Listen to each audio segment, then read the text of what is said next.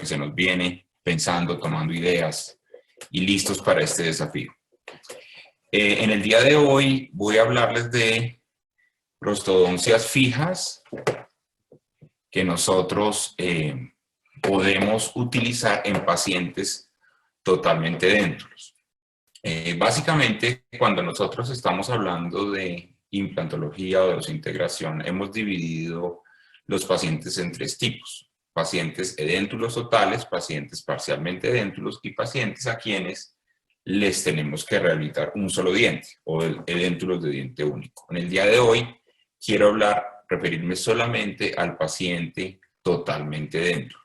Básicamente, un paciente totalmente edéntulo, la situación clínica que se nos presenta es un paciente que tiene algunos problemas estéticos, pero ante todo es un paciente que tiene problemas para comer, problemas para hablar, problemas fonéticos, problemas de autoestima. O sea, ante todo es un paciente que tiene problemas funcionales. Por lo tanto, nuestro tratamiento debe ir enfocado hacia función. Básicamente, la conferencia de hoy vamos a dividirla en tres grandes grupos: diagnóstico para este tipo de pacientes, cuáles son los parámetros relevantes cuando vamos a rehabilitar este tipo de pacientes con implantes, y por último el protocolo o la receta, el paso a paso de cómo debe ser rehabilitado este tipo de pacientes desde la cirugía hasta la fase final de mantenimiento. Entonces, la pregunta que primero nos surge cuando estamos tratando este tipo de pacientes es: ¿cuál es la mejor terapia? ¿Cuál es el mejor tratamiento? ¿Cuál debo escoger?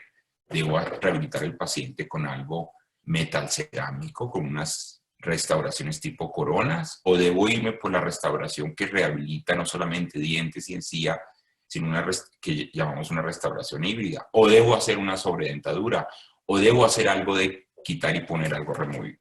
Y la verdad que ante esta pregunta, la respuesta es el diagnóstico. El diagnóstico es lo que nos va a generar la respuesta ante cuál es la terapia ideal, hacia dónde, qué camino debo tomar para rehabilitar lo mejor a mi paciente. Entonces, cuando hablamos de diagnóstico, tenemos 6 puntos diferentes. Todos son relevantes, todos son importantes en estos pacientes, pero en el día de hoy quiero referirme a algunos puntos básicos. Desde el punto de vista de los análisis de tejidos blandos, lo que yo he encontrado en mi experiencia es que la presencia de encía queratinizada alrededor de los implantes es crítico. Este es un artículo publicado el año pasado, en donde ellos hicieron una revisión sistemática y un metaanálisis, de los cuales utilizaron 15 artículos para la revisión sistemática y 8 artículos para el metaanálisis, y encontraron que... un momentico que me están... Bueno, listo. Encontraron que la presencia de encía queratinizada, que la presencia de encía queratinizada realmente era significativa en la disminución de inflamación gingival. Encontraron además que los implantes, cuando tenían mucosa, o sea, un tejido móvil alrededor de los implantes y no tenían una encía firme queratinizada, tenían más acúmulo de placa, mayor inflamación gingival, y por ende a través del tiempo vamos a tener mayor pérdida ósea alrededor de sus implantes. Entonces, considero que la presencia de encía queratinizada en estos pacientes es crítico. Otro factor que quiero que hablemos rápidamente, lógicamente, es el análisis radiográfico, donde básicamente para los pacientes edéntulos utilizamos radiografías panorámicas como un primer paso en el análisis radiográfico, y después de rutina utilizamos tomografías computarizadas. La radiografía panorámica es un primer paso en donde básicamente lo que nos genera es la posibilidad. Acuérdense ustedes que tiene una distorsión que va del 25 al 30%. Bueno, un momentico. Listo.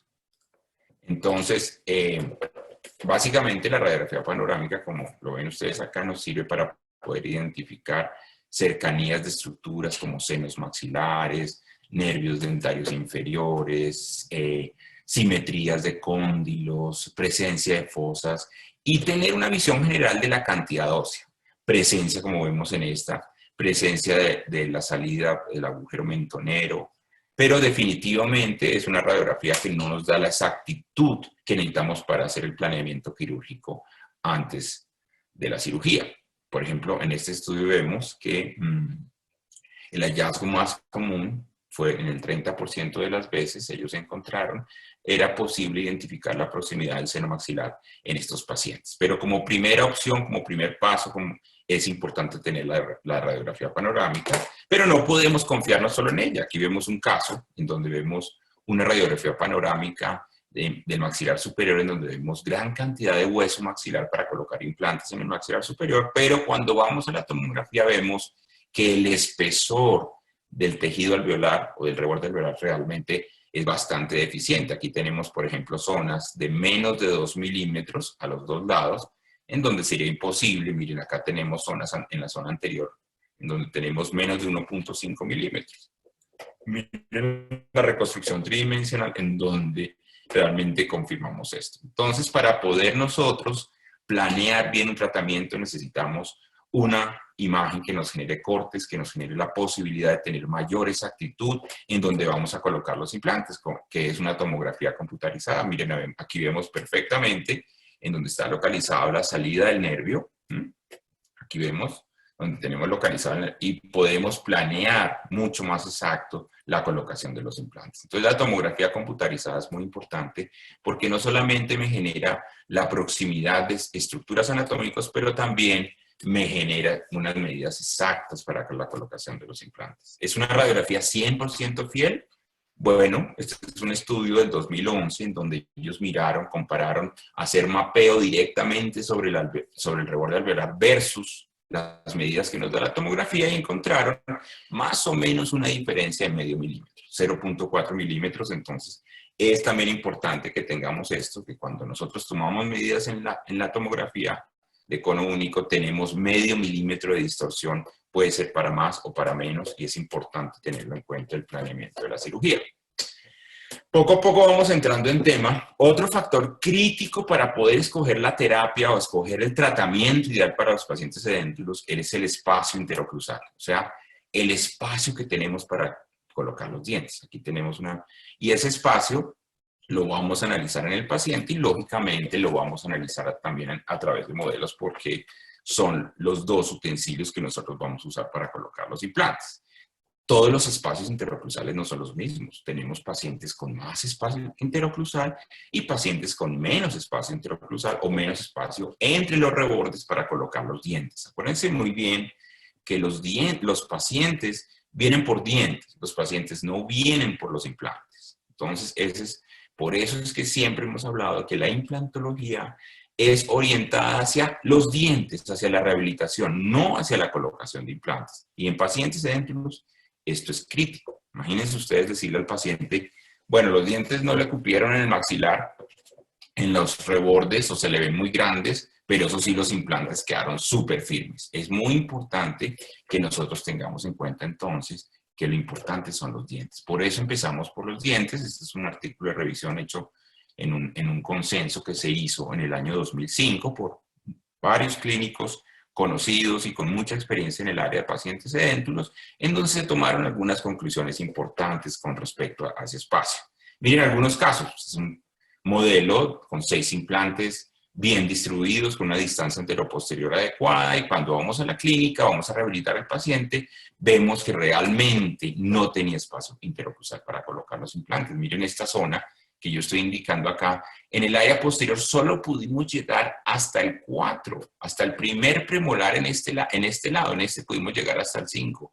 ¿Por qué? Porque literalmente no había espacio para colocar los dientes posteriores. Un error de diagnóstico en donde no evaluamos el espacio interoclusal para colocar los dientes, sino que solamente evaluamos la cantidad ósea para colocar y que los implantes fijación. Entonces es muy importante evaluar el espacio interoclusal. Otro caso, mire, una radiografía panorámica inicial donde vemos grandes cantidades óseas.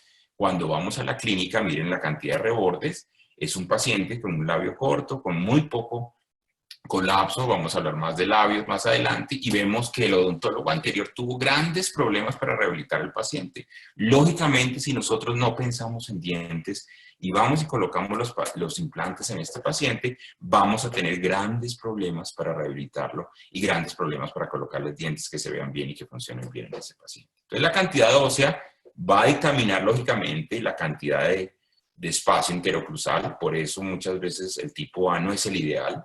El tipo B puede ser el ideal para una restauración tipo coronas fijas y el tipo C para una restauración híbrida, en donde rehabilitamos también parte de la encía. Tengan cuidado con estos pacientes, porque a veces los pacientes rehabilitados con restauraciones removibles, segmentadas solamente en la zona anterior, generan sobrerupciones a través del tiempo, sobrerupciones pasivas de dientes y rebordes que nos pueden generar problemas después cuando vayamos a rehabilitarlos con implantes. El D y el definitivamente requieren o de regeneración ósea o de una restauración removible. La dimensión vertical, entonces el espacio interoclusal resulta de la dimensión vertical. Yo no estoy de acuerdo con que la dimensión vertical es cualquiera a la que a uno se le ocurre. Hay unos parámetros importantes para establecer la dimensión vertical. La dimensión vertical, básicamente, hay una dimensión vertical oclusal y una dimensión vertical postural. Cuando yo estoy en una posición de reposo, entre mis dos maxilares, dos puntos fijos de mis maxilares, esa es una dimensión vertical postural. Cuando yo uno los dientes, ocluyo, esa es mi dimensión vertical oclusal. Entre los dos debe haber un espacio libre, una diferencia que puede oscilar desde 2, según Miss Wonger, a 3 milímetros, hasta el según Pleasure puede ser de 6 milímetros. Pero debe existir una diferencia entre la dimensión vertical postural en reposo y la dimensión vertical oclusal o máxima intercuspiración. Ese freeway space, ese espacio libre, es importante para mantener la estabilidad y la tonicidad en todo el sistema estomatognático. Algunos autores también han usado la electromiografía para medir esa dimensión vertical postural. Este es un artículo clásico de la literatura publicado en el 82 por el Dr. Lawrence Weinberg, en donde básicamente lo que se encuentra es que la dimensión vertical postural es una posición estable e inconsciente. Antiguamente se pensaba que no cambiaba, hoy en día sabemos que cambia a través del tiempo, que cambia con las restauraciones, pero siguen unos parámetros. Estos son unos estudios de ortodoncia en donde ellos han visto en algunos pacientes que hay variaciones en la dimensión vertical. Miren, este paciente en 45 minutos ellos encontraron que la dimensión vertical cambiaba, pero cambios de 1.5 o 2 milímetros. Entonces, resumiendo lo que hemos dicho, la dimensión vertical postural o la distancia entre los maxilares es inconsciente, es involuntaria. Algunas variaciones dentro de límites no generan grandes problemas, pero variaciones que se salen de los límites sí nos van a generar problemas. ¿Cómo establecer esa dimensión vertical, esa distancia entre los dos puntos de los dos maxilares? Existen unos métodos mecánicos en donde el que yo más uso son las prótesis que el paciente trae, bueno, o los dientes que el paciente trae, es mi punto de inicial, y unos métodos fisiológicos. Bueno, los métodos mecánicos, los métodos con radiografías cefalométricas en algún momento, hace muchos años se indicó, pero hoy en día por su practicidad no lo utilizamos. Y los métodos fisiológicos, el que más usamos lógicamente es la posición de reposo, Shanahan, en donde yo mido el paciente de glúteo y queda en reposo y esa es mi posición inicial. O el método de Silverman, en donde yo pongo al paciente a decir la letra S, 60, 61, 62, 63 y debo ver parte del incisivo central inferior y superior. Ese es el método fonético de Silverman que son utilizados. La de los 3/3 también la hemos utilizado, aunque es la menos exacta. Realmente no existe un método unificado, una máquina, una fórmula mágica. Existe un conjunto de métodos en donde yo empiezo de las prótesis anteriores del paciente o de las prótesis que el paciente está utilizando de forma provisional, el método de Silverman, el método de Shanahan, y con todos esos llego a un estado o a una posición, a una dimensión vertical postural ideal. A pesar de que no existe un método individual, en mi concepto es el error más común que cometemos en el laboratorio. Lo que yo más veo son problemas del mal establecer la dimensión vertical de un paciente completamente dentro. Sobre todo que esto es importante en el diagnóstico, no cuando ya estamos rehabilitando al paciente y cuando ya muchas de las cosas que hemos hecho no se pueden echar para atrás. Entonces, recomendaciones. Lo primero que uno empieza es las necesidades de espacio protésico que requiero y la necesidad estética, que los dientes se vean bien, que los dientes no se vean gigantes o que los dientes no se vean. Bueno, obtener como un promedio, una sumatoria. Muy importante que el paciente nos diga, cuando yo estoy probándole unos dientes, todavía no lo he operado, doctor, me siento bien, lo siento cómodo, se mueven un poco, pero lo siento bien. No es una medida exacta, cambia a través del tiempo. Y en general, si no subimos la aguja del articulador más de 5 milímetros, más o menos debemos estar en un rango adecuado. Pero tengan cuidado cuando ustedes cojan el articulador y le abran 8, 9 o 10 milímetros, revisen muy bien porque ahí puede estar el problema para tener grandes problemas. Lo otro importante es que es muy diferente tener un paciente con los dientes desgastados o pequeños a que haya perdido la dimensión vertical. Existe una clasificación de Turner en donde él ha relacionado el tipo 1 es el paciente que los dientes se le desgastaron, tiene desgaste severo y perdió la dimensión vertical. El paciente habla y no se le ven los dientes. Ese es el paciente. El tipo 2 es el paciente que tuvo desgaste de los dientes, pero no tuvo pérdida de la dimensión vertical. Pero todavía tiene espacio, tiene libertad, un poquito de la dimensión vertical, rehabilitarlo. Y el tipo 3 es el más difícil, en donde hay desgaste, no hubo pérdida de dimensión vertical y no hay espacio para rehabilitar. Miren este paciente, tiene desgaste severo, el paciente casi que no está ni siquiera sonriendo y miren la cantidad de dientes que está mostrando. Entonces este es un Turner 3, en donde vamos a rehabilitarlo, vamos a hacer exodoncia de esos dientes inferiores, pero miren el espacio interoclusal que tenemos para rehabilitar y no podemos abrirlo. No podemos aumentar la dimensión vertical porque no la ha perdido. Lo que tenemos que hacer en este paciente es hacer unas exodoncias, hacer un remodelado, retirar reborde alveolar y dar espacio para la rehabilitación.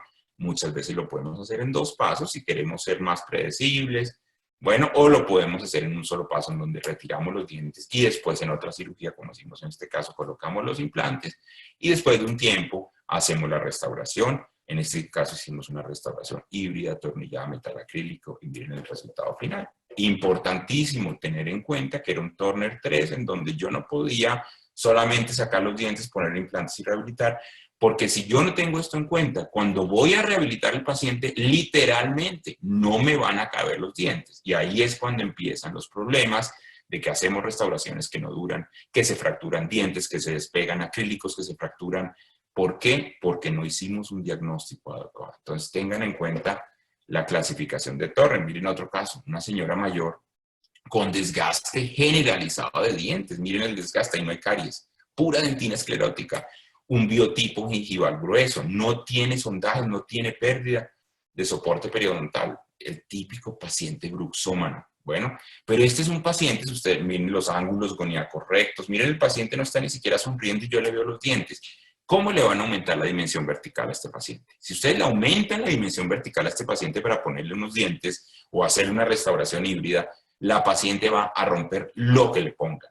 Y si no, y si se lo hacen en metal para que no lo rompan, va a terminar dañando las articulaciones, los ligamentos o los músculos o un dolor intenso y no se va a acomodar a la restauración. Entonces es un paciente que no podemos aumentar la dimensión vertical. Lógicamente la rehabilitación con implantes debe ir pensada en esto. En este caso hicimos una restauración metal cerámica atornillada porque no teníamos espacio para tener pilares, hicimos una restauración cementada con caras oclusales metálicas, en este caso fue oro, para darle mayor resistencia porque la señora nos está mostrando lo que hacía con los dientes, cómo rompía restauraciones. Esa es la restauración terminada, todo atornillado para poderlo reparar fácil y ese es el caso terminado en donde vemos no hay una donde aumentamos la dimensión vertical 1 o 2 milímetros. Esa es una restauración que va a funcionar muy bien.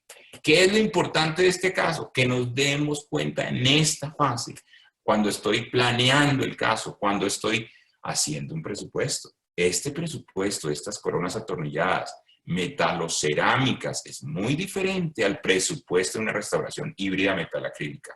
Tengan en cuenta esto y no tengamos dolores de cabeza. Cuando estamos mandando al laboratorio, el laboratorio nos dice, doctor, ahí no le cabe lo que usted quiere. Ahí hay que hacer algo totalmente diferente que cuesta el doble. Entonces, ahí vienen los problemas.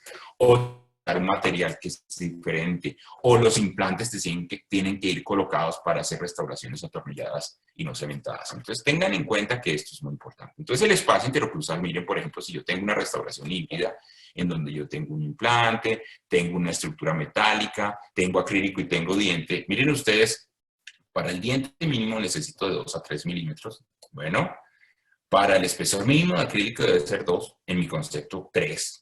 Bueno, porque menos de 2 milímetros el acrílico se va a fracturar. La estructura metálica mínimamente puede ser de 6 milímetros, idealmente de 7, y el espacio para la limpieza normalmente de 1 a 2 milímetros. Entonces, para una restauración híbrida estamos hablando entre 13 y 15 milímetros. Es importante que tengamos en cuenta entonces el espacio interoclusal. Entonces, dependiendo de lo que estamos hablando, si yo tengo poco espacio, tal vez me debo ir por una restauración fija, estamos hablando de restauraciones fijas en este momento, colocadas a los implantes, en donde no voy a rehabilitar la encía. Va a ser un estilo de una prostodoncia fija, convencional, atornillada o cementada a los implantes.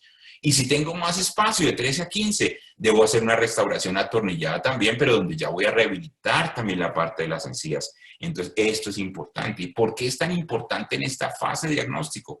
Porque la colocación tridimensional, no solamente mesodistal, sino también vestíbulo palatino, inclinación, va a ser diferente cuando yo hago unas coronas, las cuales deben alinearse con los implantes. Algunas veces vamos a tener, el tornillo va a salir por la cementada, va a ser diferente a una restauración híbrida, miren, en donde los dientes no se alinean con los implantes van más palatino para poder atornillar. Entonces, fíjense que la posición tridimensional de los implantes, en el caso de la izquierda, es diferente en el caso de la derecha. Entonces, tenemos que saber qué vamos a hacer. ¿Voy a hacer coronas atornilladas o cementadas, metalcerámicas? ¿O voy a hacer una restauración híbrida? Tengo que saberlo en este momento en la fase de diagnóstico. Una prostodoncia fija, los implantes van alineados con los dientes, en todos los sentidos. En una restauración híbrida, los implantes van paralelos por detrás de la híbrida para poderla atornillar. Fíjense en el maxilar superior. Bueno, en el inferior igual. Entonces, es importante saber, dependiendo del espacio que tengo para dientes, qué tipo de restauración. Básicamente, estos son números que no son una guía, no son reglas matemáticas, porque cada paciente es un mundo y hay otros factores. Si tengo de 8 a 11 milímetros por maxilar, hago coronas. Si tengo de 13 a 15, hago una híbrida, donde tengo encía, dientes, y si tengo de 11 a 13, tengo 12 milímetros. En algunos casos habrá una híbrida un poquito apretada, en otros casos haré unas coronas un poco largas, dependiendo del soporte labial que vamos a hablar. Si ya paso de 15 milímetros, la verdad, debo irme por algo removible para que funcione mejor. ¿Cómo hacemos para establecer ese espacio? Ya primero les mostré la importancia de saber el espacio que tengo disponible, básicamente enfilar, encerar bien. Si no nos gusta enfilar, mandemos a hacer esto al laboratorio. Después de un enfilado podemos duplicar, hay unos duplicadores bien interesantes. Es bueno tener un duplicador de estos de LAM en el consultorio, sirve para muchas cosas. No tengo tiempo en este momento de todos los usos que tiene este duplicador, en donde duplicamos el enfilado con alginato y sacamos un duplicado de ese enfilado en una resina acrílica transparente, y a esa resina acrílica le sacamos un modelo en silicona en masilla en el consultorio y hacemos un vaciado térmico con una placa resiliente de 0.2 de espesor. Bueno, tiene que ser de 0.2. Quitamos el modelo y lo que obtenemos es esto. Tenemos una forma primero de visualizar el espacio que tengo para colocar los implantes. Miren, aquí puedo visualizar, adelante tengo más espacio, atrás tengo menos. Y también es posible medir, ¿se acuerdan de esa gráfica que les mostré un momento? Medir exactamente desde el borde incisal hasta el reborde cuánto espacio tengo. Entonces, aquí tengo 13 milímetros. Voy a hacer una restauración híbrida, en donde reemplazo encía, reemplazo dientes. Si aquí tengo 11 milímetros, tal vez me voy a ir por unas coronas en ese paciente. Importante, y créanme que si yo lo pongo acá es porque he tenido problemas. Miren esta restauración híbrida en donde el acrílico se fracturaba, arregla el acrílico. Miren por favor ustedes esta zona en donde, miren el espesor de la restauración, era una híbrida hecha en oro en ese entonces. Miren el espesor del acrílico en esa zona y en esta zona. Cada 2 meses se fracturaba, al final cada 8 días, hasta que definitivamente retiramos todo y hicimos una restauración metalcerámica cementada en ese paciente. Nunca más. ¿Cuál fue el error? No teníamos espacio para la cirugía en este paciente. Era un paciente para un error en el diagnóstico. Hablemos un poquito de esto. El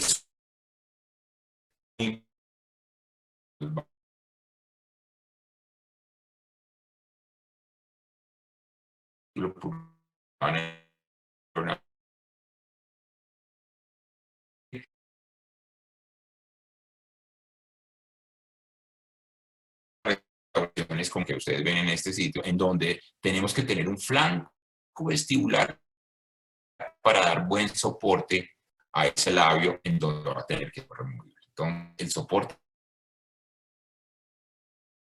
la señora que se quitó las prótesis, cómo se pierde el soporte, lógicamente, esta señora necesita un gran flanco para darle soporte, necesita de algo que sea removible en ese paciente. Diferente a este otro, en donde el paciente está sin dientes y miren el soporte tan bueno que tiene para colocar los implantes. Entonces, aquí me están escribiendo. ¿No se escucha muy bien? Bueno, perdón. Un momento. Bueno, entonces miren este paciente en donde teníamos buen soporte labial, podemos hacer coronas, bueno, coronas largas, un poco más largos.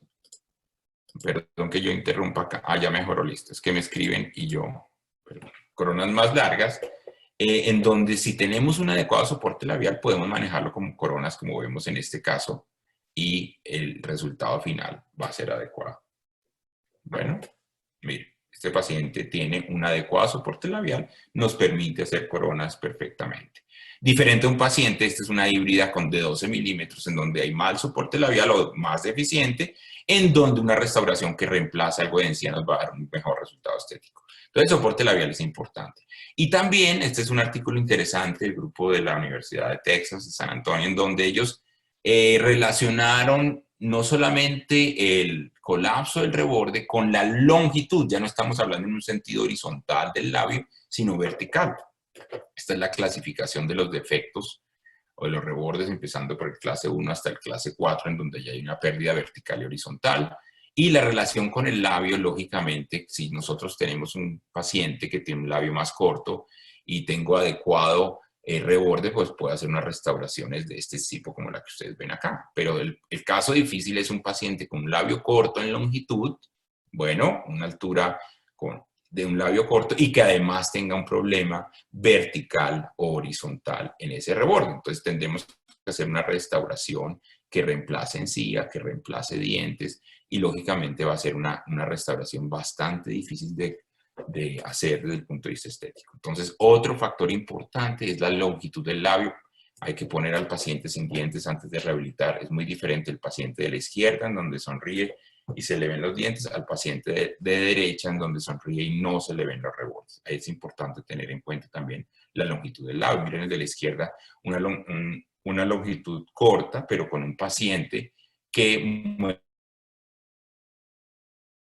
es un paciente con mayor longitud del labio, con pérdida de soporte o del reborde alveolar, pero que nos permite un mejor comportamiento. Miren algunos casos de pacientes,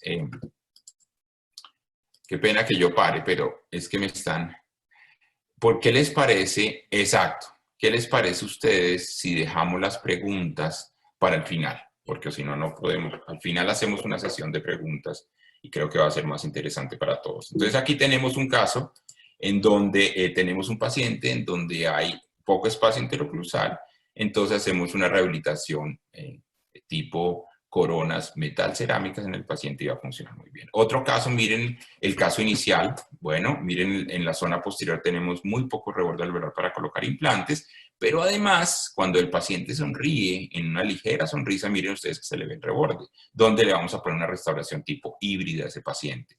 Tenemos que colocar los implantes donde tenemos el espacio para colocarlos desde el punto de vista óseo y después rehabilitarlo con una restauración convencional metalocerámica. Y tenemos los pilares maquinados, una restauración metalocerámica, coronas, no nos cabe una restauración híbrida y esa es la restauración final del paciente que luce muy bien, ha funcionado muy bien por muchos años. Entonces, crean ustedes o piensen ustedes que esto es muy importante en la etapa en la que estamos hablando, diagnóstico. No sacamos nada con resolver el problema al final, porque muchas veces los implantes no van a coincidir con los dientes y vamos a tener problemas funcionales y estéticos.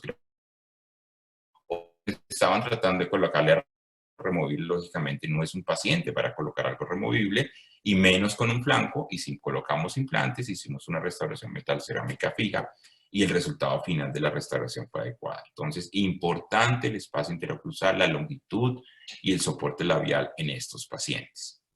Bueno, hablemos un poquitico, lo que les dije, los parámetros y los protocolos. Básicamente, en el día de hoy, solamente me estoy refiriendo a un tipo de tratamiento, que es la prostodoncia fija. No quiere decir que no hagamos sobredentaduras, no quiere decir que no hagamos farras fresadas con sistemas removibles fijos, pero en el día de hoy quiero que hablemos solamente de restauraciones fijas. Bueno, lógicamente las ventajas de algo fijo es que es el sistema que nos da la mayor función, la mayor eficacia masticatoria, la mejor sensación para el paciente siente que vuelve a tener dientes. Las desventajas requieren un poco mayor de cuidados en su higiene, los costos son un poco más elevados y en algunos casos pueden generar problemas funcionales en el reborde antagonista. La oseointegración, nosotros sabemos que nació así. Los primeros estudios publicados de ADEL fueron en pacientes dentulos con restauraciones fijas y hoy en día tenemos muchos autores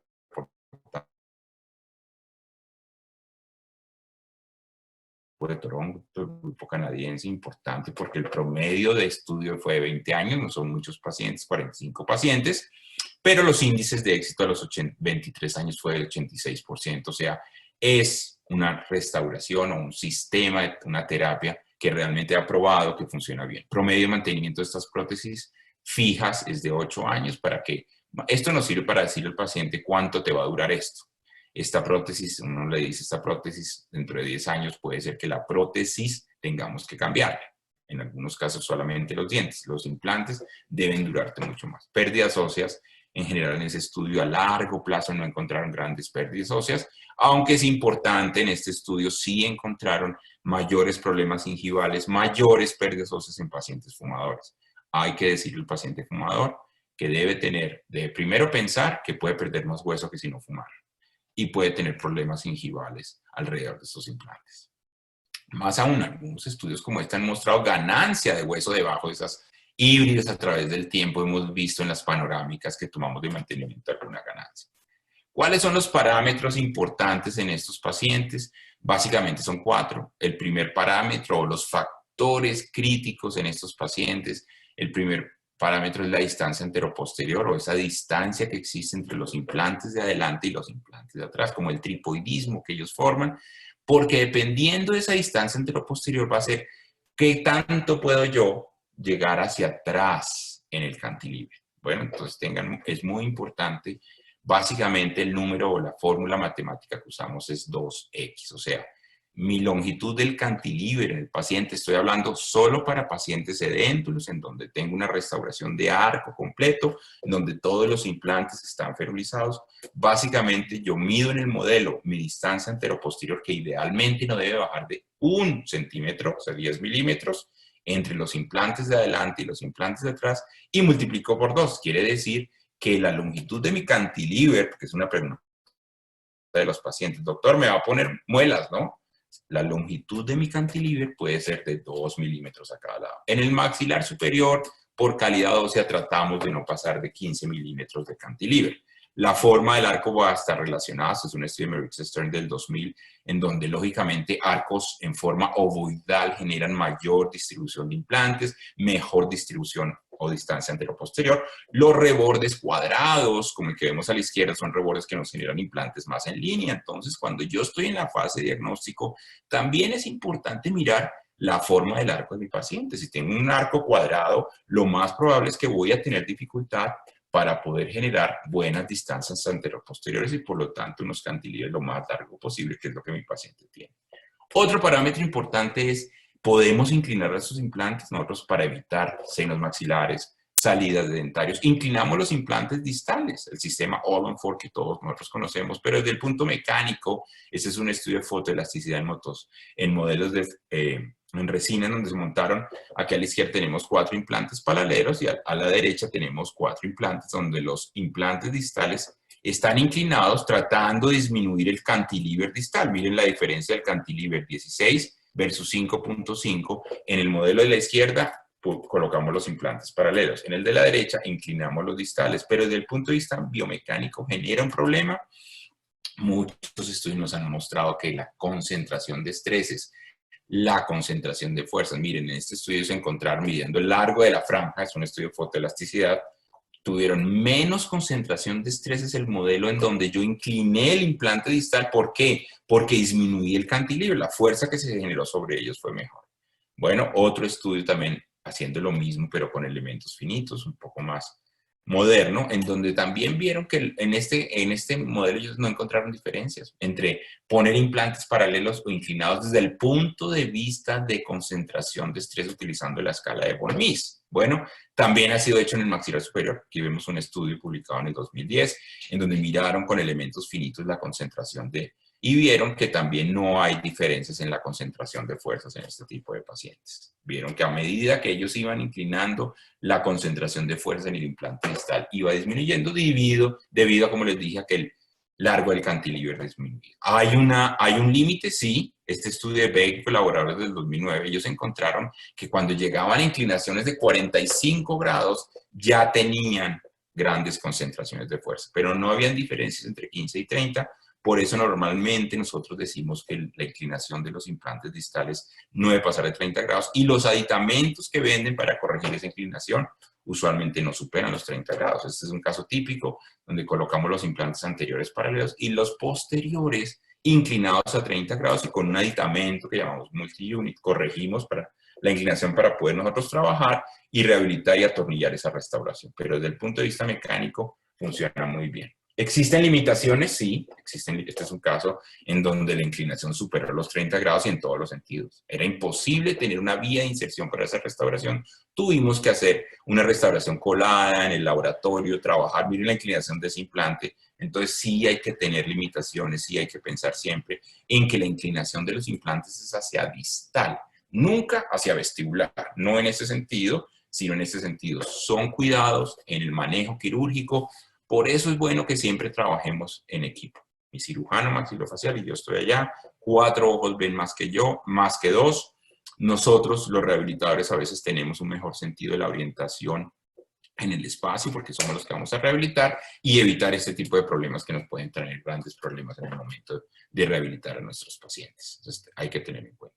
Desde el punto de la estrategia de carga, es importante también porque vamos a hacer carga inmediata en estos pacientes, pero hay 3 artículos clásicos. El primero es de Tarnot, publicado en el 97, en donde ellos colocaron 69 implantes en 10 pacientes. Fue el primer estudio como estandarizado, pacientes edéntulos totales. Antes eran reportes de caso y vieron índices de éxito muy altos. Nitschmann en Boston, él cargaba 3 implantes y colocaba más. Y encontró índices de éxito del 85% cargados con 3 implantes al mismo tiempo. Testori, el grupo italiano, encontraron 15 pacientes solamente dentro de índices de éxito del 98.9% en carga inmediata en pacientes edéntulos.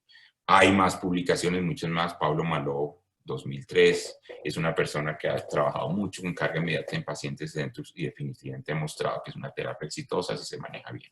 ¿Cuáles son las indicaciones para yo pensar en hacer carga inmediata en un paciente edéntulo? Lógicamente, calidad ósea debe ser adecuada. Bueno, qué pena acá, que es que me están chateando. Bueno, la distribución de los implantes tienen que quedar bien distribuidos. Acuérdense que dijimos que un factor crítico en el cantilever es la distribución AP. El paciente ojalá no sea fumador. Bueno, las relaciones intermaxilares adecuadas. No lo hacemos en pacientes clase 2. El paciente clase 2, sobre todo en el maxilar superior, genera grandes fuerzas en la zona del cantilever. No pacientes que sean bruxómanos generalizados y trato de no hacer carga, aunque sí tengo la opción de no hacer carga en el maxilar superior. Las especificaciones, el implante tiene que tener una estabilidad primaria inicial. No lo hago con implantes más cortos de 10 milímetros, mínimo 4 implantes, no lo hago con 3 porque la literatura ha mostrado que los índices se bajan cuando usamos menos de 4. Minimizo al máximo la longitud del cantilever. Utilizo una restauración provisional atornillada bilateral, de lado a lado, no por pedacitos. La distancia AP mínima que hago para hacer carga inmediata son 8 milímetros y, como les digo, no lo hago en clase 2 esquelética. ¿Cómo midamos esa estabilidad de implante? Pues hay diferentes métodos: torque reverso, percusión, el periotest que se utiliza a nivel de investigación, pero el que más utilizamos todos es la torcometría, en donde colocamos el implante y nosotros, por medio de la forma más exacta de hacerlo es utilizando la medición IceQ por medio de los DEL, en donde nosotros vamos a medir la estabilidad real de ese implante dentro del nicho óseo. Es una medición estandarizada que nos da si pasa de 65, básicamente nosotros podemos pensar en cargar ese implante inmediatamente. Entonces es la forma más exacta y más estandarizada de hacerlo. Lógicamente genera costos. El aparatico, los transductores, bueno, en teoría son desechables, pero hay que tenerlos para cada casa de implantes y para cada diámetro. Entonces todo eso nos puede generar costos, pero es la forma menor, que se llama el análisis de frecuencia de resonancia. Por último, como último parámetro, es el material restaurador, en donde básicamente podemos hacer prótesis híbridas metal acrílico. Es la tradicional, en donde tenemos una estructura, hoy en día maquinada, hoy en día en titanio o en metal base, bueno, cobalto cromo, la cual va atornillada sobre dientes y los dientes van montados sobre esa estructura con un flanco acrílico. Se utiliza mucho. Bueno, aquí tenemos un caso, paciente completamente dentulo bimaxilar, son las prótesis que él usaba. Hicimos un planeamiento quirúrgico, colocamos 4 implantes en el maxilar superior y 4 en el inferior, bien distribuidos, hicimos la restauración. Más adelante vamos a ver de la importancia del diseño y de la fabricación de esta restauración, una restauración híbrida típica cuando yo quiero hacer un caso en donde no voy a poder hacer mucho mantenimiento, un paciente que tal vez no es el más cuidadoso con sus dientes. Es una restauración predecible que desde el punto de estético funciona muy bien en este tipo de pacientes. Bueno, también implantes cigomáticos, donde tengo pacientes con grandes colapsos. Usamos mucho implante cigomático, en donde colocamos los implantes, hacemos carga inmediata y después rehabilitamos a estos pacientes con una restauración. Si tengo buen soporte labial, una restauración híbrida atornillada, bueno, en donde va una estructura metálica en titanio, usualmente con dientes acrílicos. Muy importante el diseño y la estructura, hablaremos de esto en un momento. Entonces, para restauraciones híbridas con grandes colapsos de rebores alveolares, utilizamos restauraciones híbridas metal acrílico. Aquí vemos el paciente rehabilitado, bueno, y tenía un soporte labial adecuado para hacer esto. Otro caso de otra híbrida, siempre que tenemos casos muy complejos de grandes defectos, yo usualmente trato de orientarlos más con implantes cigomáticos. Hoy en día los colocamos extrasinusales, o sea, por fuera del seno maxilar, para tener una mejor distribución de implantes en el momento de rehabilitar. Y la restauración que hacemos en estos casos son restauraciones híbridas atornilladas metal acrílico sobre estructuras en titanio. Aquí vemos, bueno, casos complejos. Miren, este paciente tenía comunicación directa entre el seno maxilar y la mucosa o la cavidad oral. Ya le habían colocado otros implantes, colocamos 2 implantes cigomáticos y en el momento de rehabilitar, lógicamente, tenemos grandes discrepancias, mucho espacio. En este caso era un hombre, tenía buen soporte labial, hicimos restauraciones fijas, atornilladas para estos casos en donde tengo mucho espacio. Es mucho más fácil compensar todo esto con acrílico, con ceras, entonces utilizamos restauraciones. Pacientes con grandes colapsos, también implantes cigomáticos extrasinusales, en donde colocamos restauraciones. Es una restauración removible basada en una barra fresada porque necesitábamos mejorar. Entonces, estos casos también los hacemos con este tipo de restauraciones. Miren, paciente con su restauración. Miren el soporte labial y sin la restauración. Esta paciente ha tenido esta restauración por más de 15 años y ha funcionado bien. Metalcerámicas, hoy en día las utilizamos mucho. La diferencia es que el diseño y la estructura tiene que ser pensado para darle soporte a esa porcelana y se requiere de un manejo de laboratorio, aunque nuestros ceramistas han aprendido mucho a trabajar en estos pacientes y estamos haciendo cosas mucho más bonitas hoy en día, pero desde el punto de vista funcional sí el paciente siente la diferencia. Es una restauración mucho más estética, estable a través del tiempo. El paciente siente la diferencia entre tener dientes acrílicos o tener dientes en porcelana.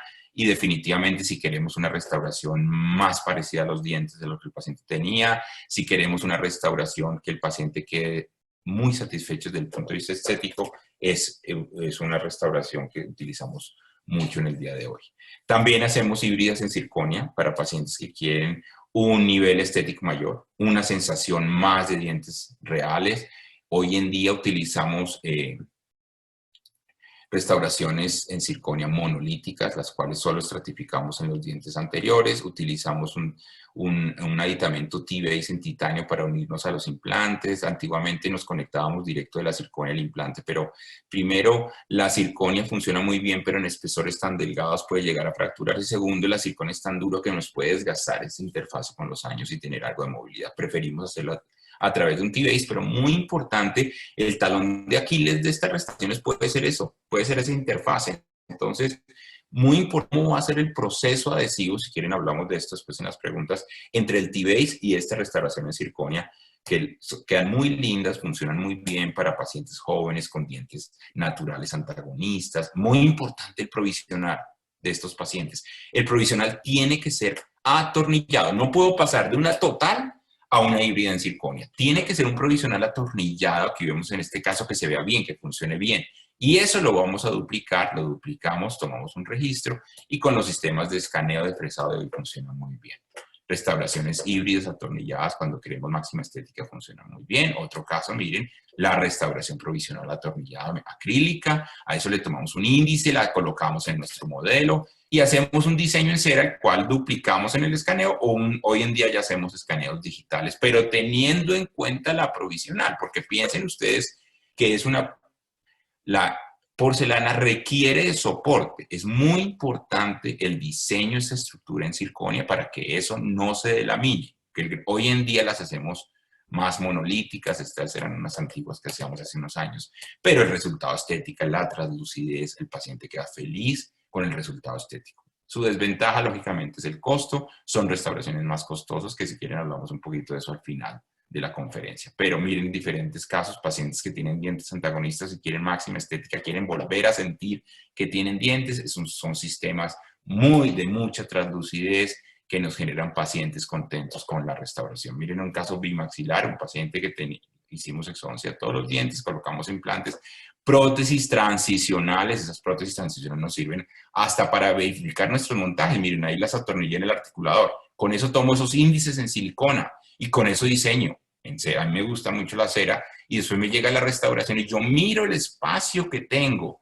El espacio que tengo debe ser no mayor de 3 y no menor de 2. O sea, el espacio que tengo para rehabilitar no puede ser ni mucho ni poco. Por eso es importante arrancar de una restauración tradicional. Miren cómo se ve en el estadio final. Funcionan muy bien, el paciente queda muy contento y si son bien diseñadas y bien adaptadas, duran muchísimos años. Hay literatura sobre esto, es un artículo publicado en 2015, sí. Éxito de estas prótesis, estas eran Zirconzan monolíticas, hoy en día las hacemos así, pues son más resistentes, menos chipping, índice de las prótesis fue del 100% en estos. Casi de los implantes fue el 94%, algo normal, pero las prótesis fue el 100%. Hablemos un poquitico de protocolos. Bueno, básicamente hay 3 protocolos. Primero es el protocolo quirúrgico para hacer una prostodoncia híbrida. Tenemos nuestra paciente. Bueno, desde el punto de vista es que la fija se le mueve, que tiene algunos dolores, que tiene molestias. Desde el punto de vista extraoral no tiene ninguna sintomatología evidente. Le falta algo de soporte labial en el maxilar superior. Mírenlo ustedes. Bueno, este es nuestro paciente y el examen intraoral tiene fractura. Esta es la situación que ella tenía, una restauración que tenía menos de 5 años, la restauración fija. Y si nosotros analizamos, tiene varias fracturas radiculares de varios de esos dientes. Hicieron el planeamiento y si pensamos un tratamiento a largo plazo para hacer eso. Hicimos todo el planeamiento de la tomografía en donde íbamos a colocar los implantes y después, en unión de uno de mis cirujanos con quienes trabajo yo, el doctor Rodrigo Ríos, hicimos la cirugía, como van a ver ustedes acá. Básicamente, este tipo de pacientes los trabajamos siempre con sedación Eso nos da a nosotros mucha control de los signos del paciente. Cualquier emergencia tenemos un anestesiólogo, lo hacemos con anestesiólogo y le da mucha comodidad al paciente. Pero el tiempo de cirugía es importante. Aquí el doctor Ríos, anestesia, empieza a retirar todos los dientes. Piensen que este paciente debe estar, si todo sale bien, 3 horas en esta cirugía. Entonces es importante que el proceso de exodoncia de estos dientes debe ser un proceso expedito, un proceso rápido. Bueno, aquí el doctor está haciendo la exodoncia de los dientes rápidamente. No podemos demorarnos 1 hora haciendo todas esas exodoncias. Bueno, este es un caso que hicimos para un curso que hicimos hace unos años con el doctor. Entonces está él retirando todos esos dientes, él para cortar. Ahora van a ver cómo él corta. Está retirando un injerto que ya tenía antiguo de hidroxiapatita, que también no, ustedes saben que para la integración no nos va a funcionar. Está haciendo las demás exodoncias de las otras restos radiculares o raíces, algunas de ellas fracturadas. Está cortando rápidamente para eso el 702 o 703 con irrigación, corta rápidamente, ahí está, termina con corta rápidamente la parte coronal de esa corona. Bueno, entonces es importante también el tiempo de cirugía, como les decía. Estos pacientes siempre los hacemos con sedación endovenosa, no es una opción. Ahí tenemos nuestra guía de reducción ósea que nosotros habíamos preparado anteriormente durante todo el estudio tomográfico que habíamos hecho. Él está terminando de remodelar el reborde. Bueno, en esta paciente nosotros vamos a colocar 5 implantes y vamos a hacer carga inmediata. La paciente venía con dientes, tenía una restauración fija, con problemas, pero era fijo. No la puedo mandar con una prótesis total con la cual los primeros 10 días no se la va a poner y la cicatrización del tejido va a ser terrible. Ahí, utilizando la guía, vamos a marcar la posición de los implantes. En este tipo de casos en donde remodelamos tanto el reborde, preferimos solo marcar con la guía y después colocar los implantes, mirando la inclinación. Bueno, vamos a colocar implantes estándar de 3.8 milímetros de diámetro. Ahí tenemos nuestros implantes, 5 implantes ya colocados, pensando en que es una restauración atornillada. Los implantes deben salir por la cara palatina de los dientes. Después de eso estamos preparando los nichos óseos con irrigación de todos esos dientes y empezamos ya a colocar nuestros implantes. En algunos dientes colocamos de 3.3 y en otros de 3.8 milímetros, teniendo en cuenta que tengan adecuada fijación. Es muy importante con ese, porque vamos a hacer carga inmediata, que esos implantes tengan fijación y que estén totalmente rodeados de tejido óseo. Ese es otro tema importante, no dejar los implantes nunca supraóseos, porque podemos tener algo de remodelado. Después los aditamentos multi-unit, que es muy importante colocarlos, bueno, en algunos casos angulados, en otros rectos. Después de eso el doctor empieza a suturar, bueno, sutura muy bien esos tejidos, tiene los aditamentos transmucosos multi-unit, angulados y rectos, y unas cobertores o unas tapitas para protegerlos. Y en ese momento realmente estamos, ay Dios mío, qué pena con ustedes, aquí sí que me tienen que...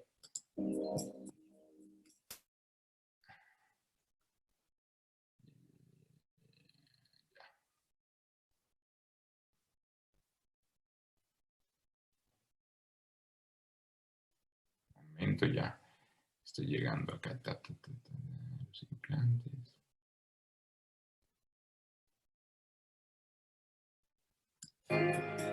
Bueno, en este momento se ha terminado la cirugía. Bueno, más o menos cuánto hemos gastado, podemos estar entre 1 hora y media y 2 horas dependiendo del caso. Y el momento, voy a empezar yo a trabajar a hacer mi proceso de carga inmediata.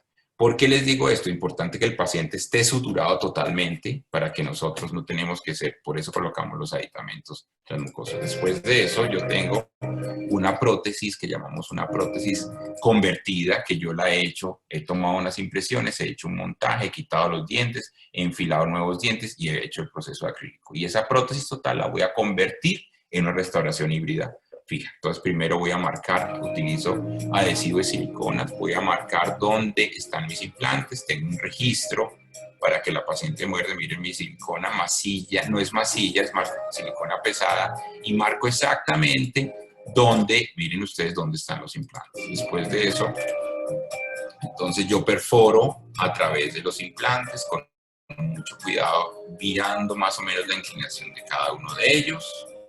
Bueno, ahí están mis 5 implantes perforados. Bueno, vuelvo a boca, quito las tapitas que había colocado en el multiunit y atornillo los pilares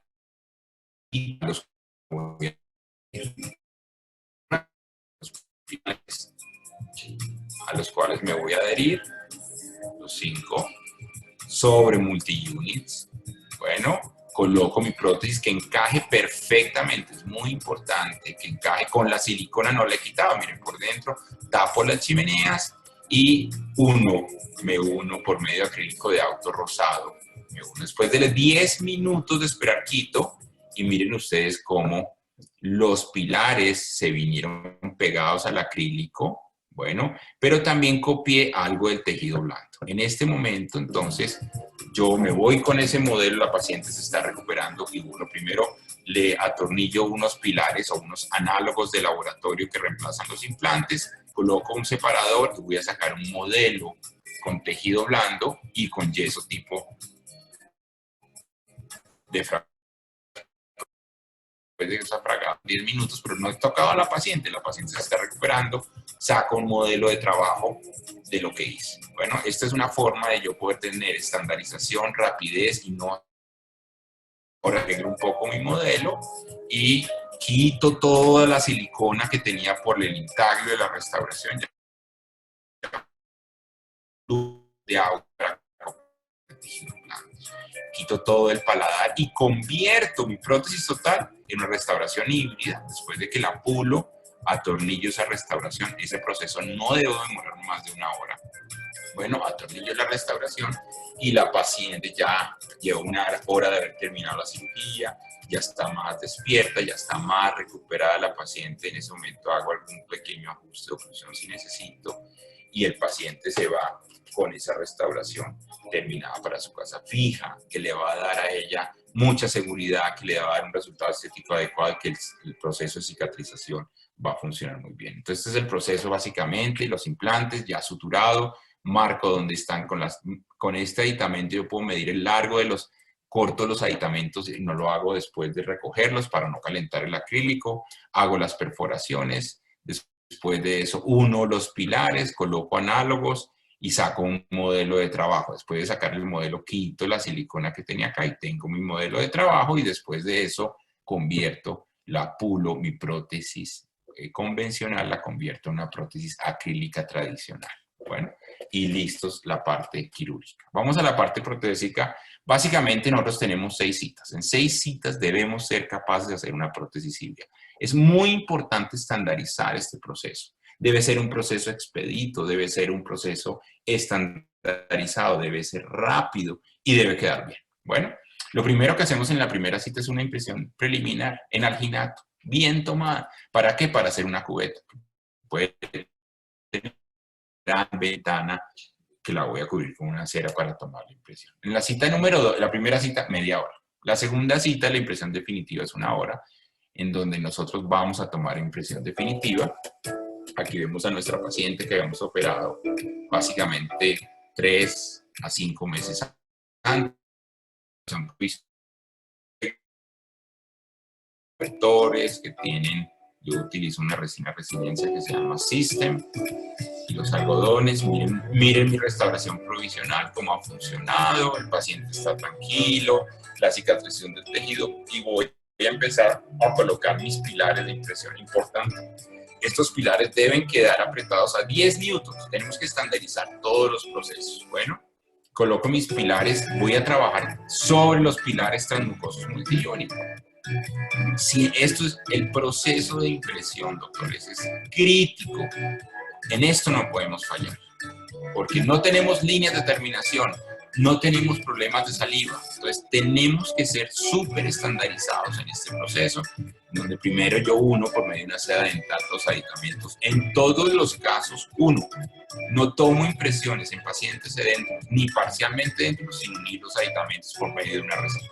Después empiezo a unir, miren, una resina de baja contracción, una resina acrílica, el pattern resin, que ustedes todos conocen, que me gusta porque polimeriza rápidamente. Unto la seda dental con un poquito de monómero y voy colocándolo lentamente, uniendo cada uno de esos aditamentos. Es muy importante que esto se haga así. Después de esto, miren, vamos uniendo. Este proceso, como les digo, es crítico porque la clave para que los tornillos de fijación de esa estructura no se aflojen y menos se fracturen es pasivación de la estructura. Y esto va a tener mucho que ver con esto. Después de que está polimerizado, lo separo, miren, con una fresa. Muy importante separarlos, sobre todo en los tramos largos, porque esa resina se contrae, separo las uniones. Bueno, es un proceso de 2 minutos, pero es muy importante. Y después vuelvo y uno todo eso con una resina de baja contracción, como lo están viendo ustedes.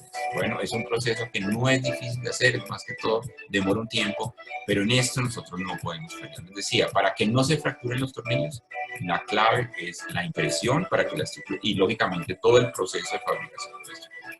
Probamos nuestra corona, tapamos ese orificio con un pedazo de cera. Bueno, colocamos la silicona liviana para esas zonas de detalle y llevamos más pesadas de cartuchos. Bueno, donde yo vea que, miren, todos los aditamentos salen, quito los excesos, espero 3 minutos o 4 minutos, una muy buena polimerización, saco cada uno de los tornillos, muy importante sacar cada uno de los tornillos y retiro mi impresión, como van a ver en un momento. Bueno, es importante sacar los tornillos y ahí veo perfectamente y es una impresión que estoy seguro que no va a tener ningún tipo de movimientos. Bueno, después de eso coloco yo mismo los análogos, importante. No digo que eso lo haga el laboratorio. Idealmente los torqueo también a 10 newtons y lo mando al laboratorio para que ellos. En el caso de una inferior, igual, esta es una híbrida inferior y en el laboratorio nosotros colocamos los análogos y es el modelo que obtenemos. En el laboratorio hacemos un jig de verificación que me sirve para el rodete y para verificar mi impresión. Atornillado, el registro lo vamos a tomar con algo atornillado, no con algo, con un plato base. Cita número 3 es un poquito más, la más larga, 1 hora también, en donde nosotros ya con ese jig vamos a dimensión vertical, nuestro punto de inicio va a ser, lógicamente, nuestra prótesis anterior. Ahí estoy verificando, atornillo, mi jig de verificación solamente con un tornillo. Bueno, muy importante.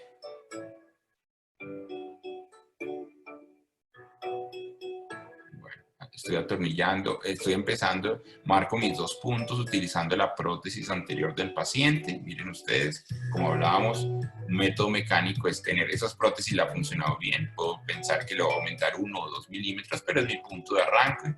Coloco mi plato base atornillado. Nunca utilicen platos bases sobre la mucosa. Queremos algo lo más real a lo que vamos a hacer. Créanme que este paso es importante para que los dientes ajusten bien, para que se vean bien y no tengamos que citas moviendo dientes, muévame otra vez los dientes. Es muy importante. Entonces, marcamos la línea media, que debe coincidir con la línea media facial.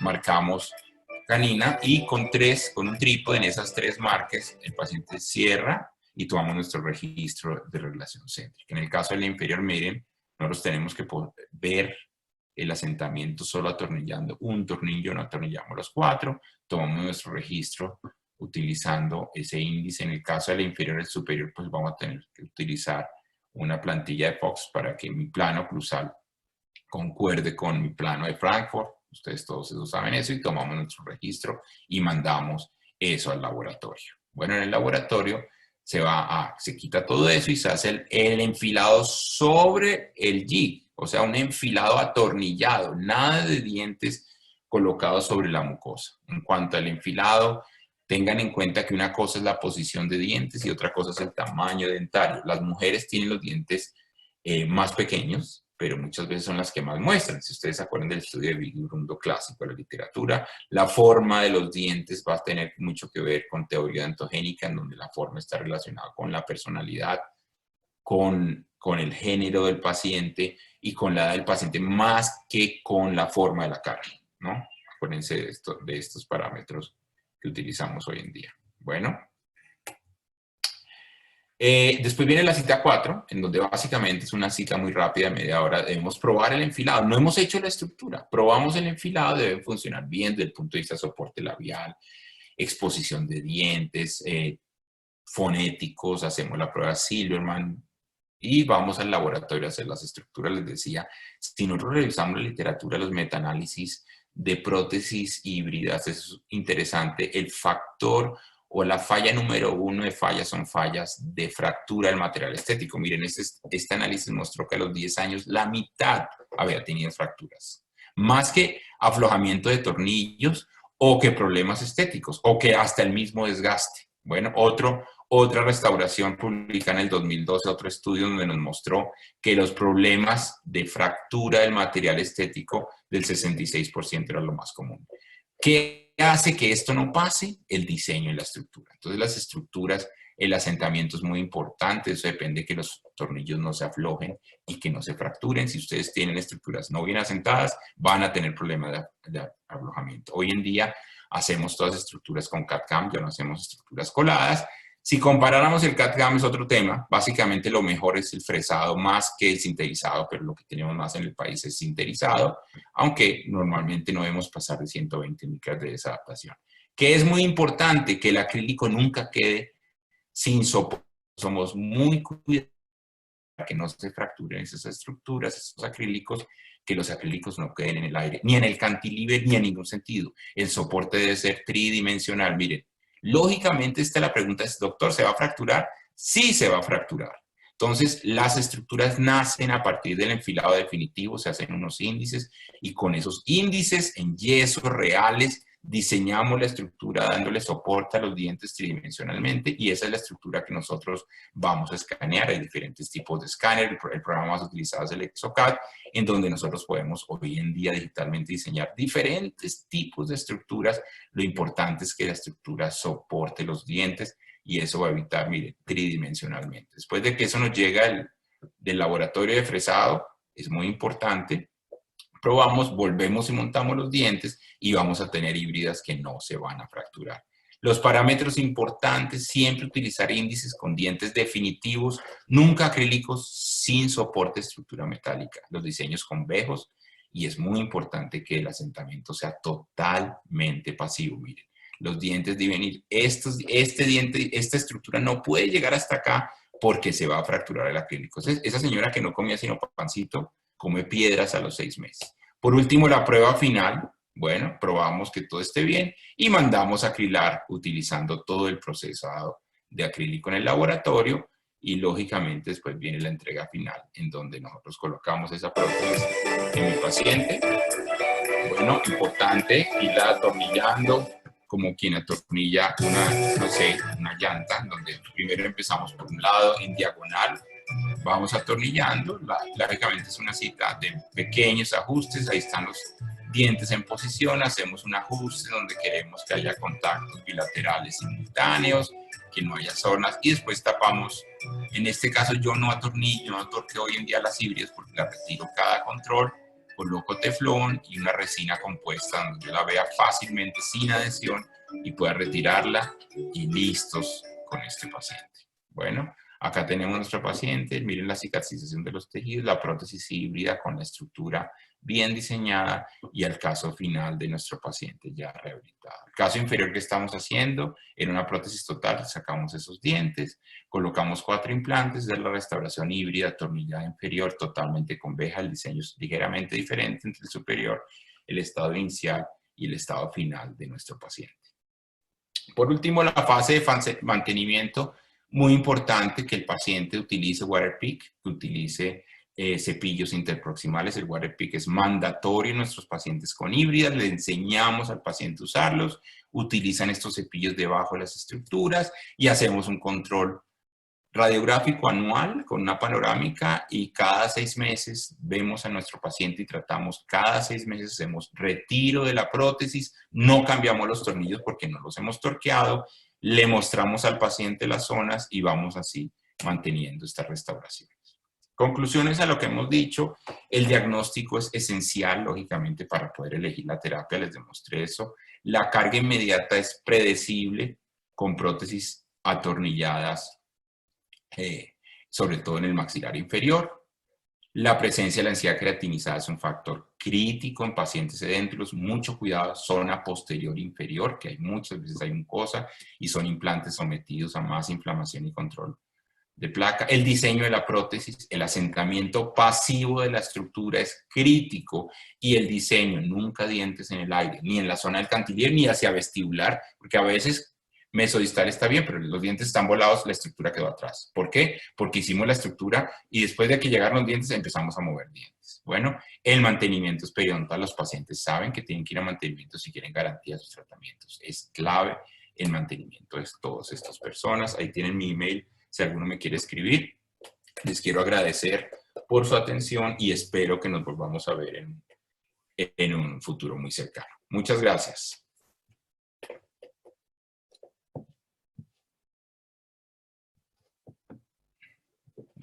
No sé si ahora tenemos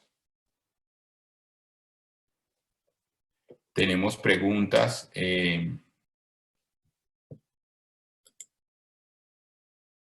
Momento, a ver qué vamos a tener acá.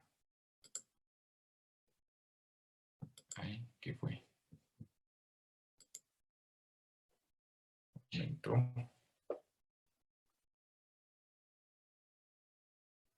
Hamilton, ¿me oye? Sí, doctor. Tenemos en el botón de preguntas y respuestas 10 preguntas. Ya, voy a entrar ahí un momento. Bueno, entonces, voy a irlas contestando en vivo. Bueno, dice, ¿qué hacer si ya están 6 implantes mal puestos y el paciente no quiere retirarlo o no pueden retirarse para hacer una excelente rehabilitación? ¿Me están oyendo, cierto, Hamilton? ¿Bien? Sí, todo ok. Bueno, todo ok, listo. Pues es una pregunta un poco difícil porque cada paciente es un mundo.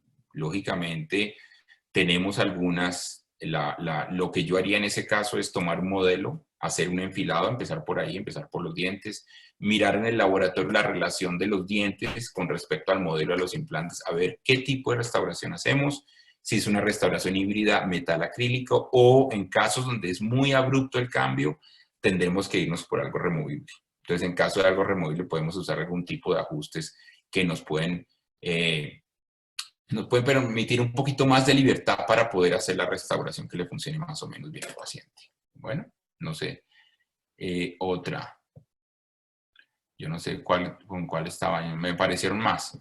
Independiente de la distribución de fuerzas a la hora de inclinar los implantes distales, ¿no sería mejor realizar un injerto óseo o levantamiento de seno, así sea una carga tardía? Personalmente, no. Yo considero, y hoy en día la literatura, no solamente la literatura de pruebas de laboratorio en elementos finitos, sino también la literatura clínica ha mostrado el desempeño clínico en el laboratorio de los implantes inclinados es muy alto, y yo personalmente prefiero no hacer tantos injertos, tantas elevaciones de seno y colocar implantes inclinados en la zona distal y tener un paciente a quien le puedo hacer carga inmediata y un paciente en que en 3 o 4 meses puede estar rehabilitado y su rehabilitación totalmente terminada. Lógicamente hay limitaciones. Si yo ya tengo que inclinar demasiado, bueno, tengo que inclinar más de 30 grados, podría pensar en hacer elevación de seno, pero personalmente yo me iría más por el sistema donde inclino implantes y evito injertos y elevaciones de seno. Otra, 12 coronas sobre 4 implantes con cantilever distal en 26 y 16 me parece demasiado riesgo en el maxilar superior. Mostró un caso así. Coronas. Nos referíamos a metalcerámicas. Mira, la verdad es que la clave aquí es dónde estén los implantes. Si los implantes están bien distribuidos en el arco, tenemos una distancia enteroposterior mínima de 1 centímetro, o sea, 10 milímetros, es totalmente predecible hacer este tipo de restauraciones. Bueno, está totalmente comprobado en la literatura, el sistema All-on-4 funciona muy bien. ¿Cuál podría ser la ventaja de someter a un paciente a implantes zigomáticos? No es un procedimiento demasiado invasivo, costo-beneficio. Personalmente creo que no. Estamos lógicamente hablando, Elkin, de pacientes severamente colapsados, pacientes que no pueden utilizar ni siquiera algo removible, no pueden casi usar prótesis total. Entonces la pregunta es, ¿mejor me voy por el lado de ser esos grandes injertos, muchas veces de cresta ilíaca, o me voy por el lado de elevación de implantes cigomáticos? Los implantes cigomáticos los hacemos con anestesia general en una clínica, no los hacemos con sedación, permiten carga inmediata a las 24 horas, le ponemos una restauración fija, más aún es aconsejable, y desde mi punto de vista, desde el punto de vista de restabilizar, es mucho menos invasivo y traumático para el paciente que someter al paciente a ese tipo de restauraciones. Bueno, voy a bajar, tengo muchas, no sé qué vamos a hacer. Otra por acá. Doctor Guzmán, una vez adaptada la prótesis para carga inmediata, ¿a los cuántos días realiza manejo de tejidos blandos y con qué tipo de protocolo de acondicionar tejidos lo maneja? Bueno, ¿cuántas citas maneja para que el tejido blando sea óptimo? No sé, no entiendo bien. En las restauraciones fijas, acuérdense ustedes, no usamos acondicionador. En una restauración fija, nosotros tratamos de no tocar esos implantes el primer mes. Después de los 40 días, soltamos esa prótesis y podemos hacer un acondicionamiento con el mismo acrílico de auto, pulimos, porque es una restauración que va fija, no va sobre el tejido, no se usa acondicionador. Bueno, otra por acá. El torque definitivo de los tornillos en una prótesis híbrida, ¿en qué momento la realiza? Bueno, Luisa, les contaba, yo actualmente no estoy realizando torque definitivo. El torque definitivo en un multi-unit no debe superar los 20 newtons, porque son tornillos muy pequeños que se pueden fracturar. Personalmente, yo las prótesis híbridas las manejo a 10 newtons. Yo coloco las prótesis híbridas a 10 newtons, a menos de que sea un paciente que no vive en el país, que va a ser muy difícil verlo, ahí se lo torqueo a 20 newtons. Pero normalmente los dejo a 10 newtons, apretados ligeramente, porque yo cada 6 meses nosotros tenemos un protocolo en la clínica donde retiramos las híbridas, le mostramos al paciente, las limpiamos y las volvemos a poner. Bueno. Son muy, bueno, ¿qué opinión tiene, doctor, con respecto a las híbridas con implantes de conexión interna e implantes de conexión externa? Buena pregunta, Mireya. Básicamente, conexión interna, a menos de, si yo tengo implantes muy paralelos, que es muy difícil, la conexión interna funciona. Si yo trabajo directo en la conexión, pero eso es muy difícil. Si yo tengo divergencia ligera entre los implantes, yo prefiero colocar un multi-unit y convertir mi conexión interna en una conexión externa o utilizar implantes de hexágono externo. Hoy en día yo no utilizo implantes de hexágono externo, la estabilidad de esa conexión está muy cuestionada hoy en día. Bueno, entonces, conexiones internas en pacientes sedentos no las utilizo. Usualmente trabajo sobre multi-units para este tipo de restauraciones. Todas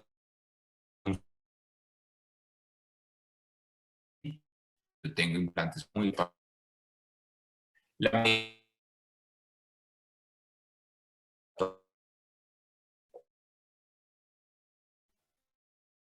por de mi futuro. Mencionó que podíamos, Jenny, hablar de costos. Un costo en el laboratorio para el paciente. Bueno, eso, para los costos del laboratorio alrededor entre 6 y 8 millones. Y los número mágico es 3, multiplicar por 3, ¿no? Entonces es una restauración de 20 millones de pesos más o menos. Entre 20, si la usamos ya en circonias, monolíticas, 25 millones de pesos, pero en metal cerámica usualmente 20, 22 millones de pesos. Parece, no sé cómo estamos de tiempo.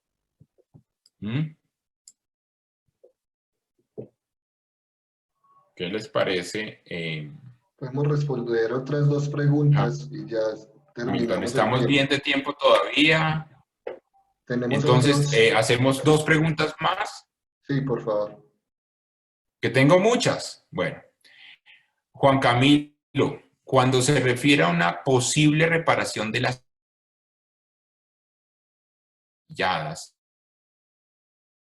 para ver Juan Camilo, Personalmente, si esa prótesis ya lleva, por decir algo, más de un mes de uso, personalmente no creo que se pueda reparar en el laboratorio. Nuestra experiencia ha sido que esas restauraciones, cuando las metemos en el horno medio acondicionada cerámica, usualmente se fractura. Entonces, no lo creo tan viable reparar restauraciones cerámicas, a menos de que estoy casi que en el proceso de preparación de la prótesis.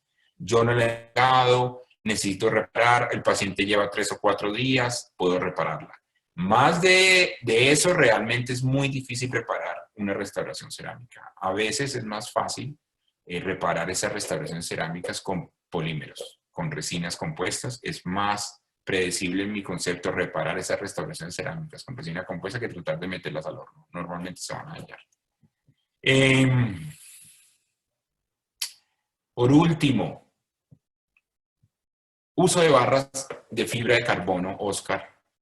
¿Cómo ha sido su experiencia? Mi experiencia no ha sido mucha. He estado hablando con gente, creo que puede haber una opción ahí. Vamos a empezar a hacerlas, vamos a empezar a trabajar fibra de carbono. Creo que puede haber una función, aunque nada es igual de resistente al metal.